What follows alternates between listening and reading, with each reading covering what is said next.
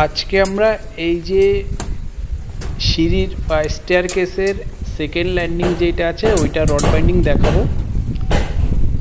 এই রড বাইন্ডিংটা খুবই কেয়ারফুলি করতে হয়, যেহেতু স্টেয়ারকেসের রড বাইন্ডিং সবসময় সব ড্রয়িং অনুসারে মিলিয়ে রড বাইন্ডিং করতে হয়, এখানে কোনো ভুল করার জায়গা থাকে না। সেই জন্য আমাদের খেয়াল রাখতে হবে ড্রয়িংয়ে যেভাবে আছে আমরা সেইভাবেই করব। এই যে আমার এখানে দুটো রেইনফোর্সমেন্ট আছে, একটা হলো বটমের রেইনফোর্সমেন্টটা আর একটা হলো টপের রেইনফোর্সমেন্ট। এই যে এখানে আমি দেখাচ্ছি যেটা বটমের রেইনফোর্সমেন্ট সেইটা সোজা উপরে এসে বিমের উপরে ঢুকেছে, আর বটমের আর টপের যে রেইনফোর্সমেন্টটা আছে সেইটা বিমের একদম বটমে মানে নিচের দিকে ঢুকেছে, পেটে ঢুকেছে। দুটো রড কি হয় এখানে বি শেপ ধারণ করেছে, এই দেখো এখানে বি আকার ধারণ করেছে, যে এখান থেকে ভালো বোঝা যাচ্ছে। এই যে টপেরটা বটমেরটা টপে, এখানে ভি শেপ হবে। আর সব যত মেন রেইনফোর্সমেন্ট আছে সবগুলো বিমের ভেতরে ঢুকে যাবে। আর যদি কোনো কারণে যদি এখানে যদি বিম না থাকে তাহলে সেইটাকে যেখানে বিম আছে বা স্ল্যাবের ভেতরে স্ল্যাবের অনেকটা ভেতরে ঢুকে নিতে হবে। টার্গেট রাখতে হবে আমার যে বিম থাকবে বিম পর্যন্ত স্টেয়ারকেসের রেইনফোর্সমেন্টটাকে টেনে দেওয়া। আর মেন রেইনফোর্সমেন্ট দুটো লেয়ারে হয়, সাপোর্টের দুটো লেয়ার, দুটো সাপোর্টেই দুটো লেয়ার আর মাঝখানে সিঙ্গেল লেয়ার।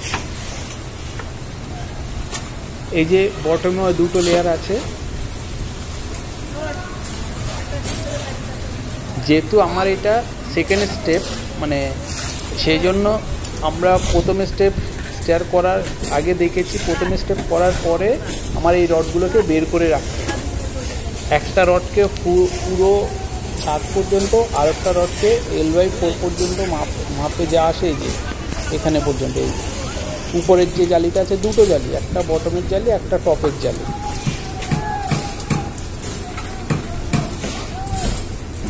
আর কভারগুলো আমার ঠিকঠাক করে দিতে হবে। এই যে কভারগুলো ঠিক করে দিতে হবে। আর এগুলোর জন্য চেয়ার লাগাতে হবে, দুটো জালিকে ডিভাইড করার জন্য আমার চেয়ার লাগাতে হবে।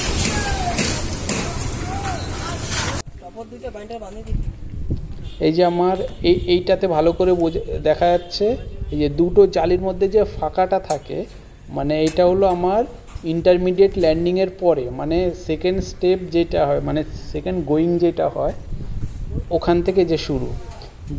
দুটো জালি আছে, একটা টপের জালি একটা বটমের জালি। ওই যে পা দেওয়ার পরে দেখো নেমে গেছে, টপের জালিটা নেমে গেছে।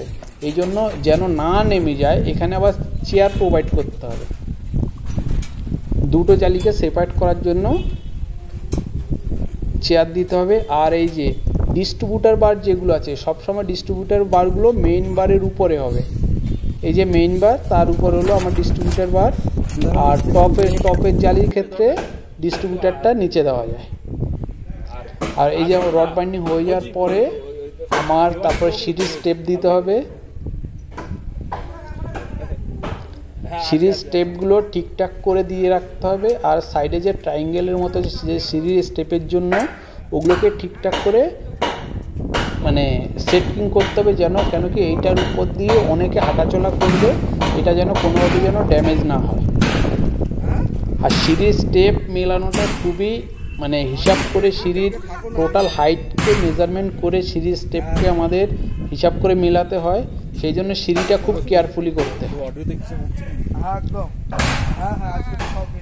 আর এই যে হলো আমার সেকেন্ড মানে তারপরে মানে ফার্স্ট ফ্লোর প্রত্যেক স্টোরির জন্য মানে অ্যাডিশনাল ফ্লোরের জন্য এই যে আমার দুটো জালি বের করা আছে। নিচেরটা হলো মেইন বার, এইটা আপ টু মানে ল্যান্ডিং পর্যন্ত যাবে। আর এইটা হলো আমার টপেরটা হলো L/4 পর্যন্ত থাকবে।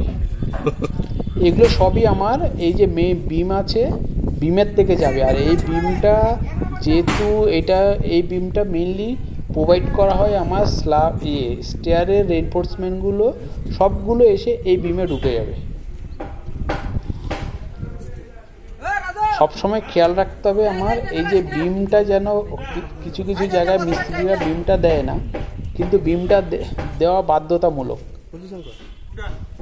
কোয়ালিটি ডিপেন্ড করবে না যে সব জায়গায় কভার ব্লক আছে, কভার ব্লকটা ঠিকঠাক করে দেখতে হয়। আর একটা জিনিস হলো সিঁড়ির একদম নিচের দিকে যে জায়গাটা, ওই জায়গায় অনেক সময় ইউজ করতে করতে মানে লোকজন ওঠানামা করতে করতে ওখানে অনেকটা নোংরা জমে যায়, সেই নোংরাটাকে তুলে নিতে হয়, তা নাহলে ওখানে ঢালাই করলে পরে ওই কর্নারে রড বেরিয়ে থাকে। সেই জন্য সিঁড়িটাকে ঢালাইয়ের আগে ভালো করে মানে পরিষ্কার করে জল দিয়ে পরিষ্কার করে দিতে হয়। এই যে আমার মানে অন্য ফ্লোরের জন্য যে রড বের করা আছে